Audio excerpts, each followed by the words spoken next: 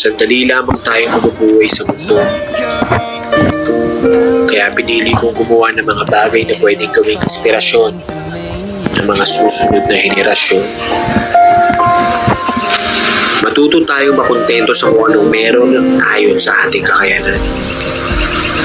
Umangat man ang estado natin sa buhay, manatili pa rin tayong nakatapak sa lupa dahil walang makakapagsabi kung hahabang buhay ka ba andyan.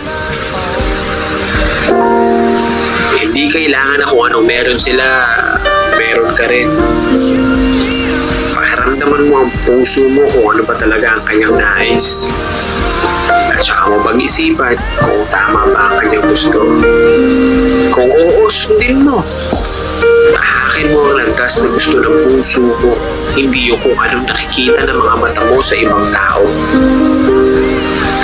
Magkakaiba ang hangarin ng bawat isa. Kaya kung ano yun sa'yo, panghawakan mo. Huwag kang magpapa-apekto sa sasabihin ng iba. Karamihan kasi umiikot na lang ang buhay sa nakasanayan nila. Mga takot sa pagbabago. Kaya hindi tumatama kasi takot magkamali. Puno ng duda sa sarili kaya kung ano yung ginagawa ng karamihan, yun na lang din ang ginagawa nila. Ibahin mo ang isip mo sa mga tipikal na tao. Wala sa nakasanayan ang tunay na buhay. Paano mo malalaman ang tunay mong lakas kung hindi ka magbubuhat? Paano mo malalaman ang taglay mong talino kung hindi ka mag-iisip?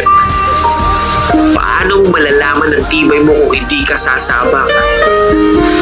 Diyan na lang ba matatapos ang buhay mo? Sa nakasanayan? Palagi mong tandaan na sa magkaibang oras, pero parehas sumisikat ang araw at buwan.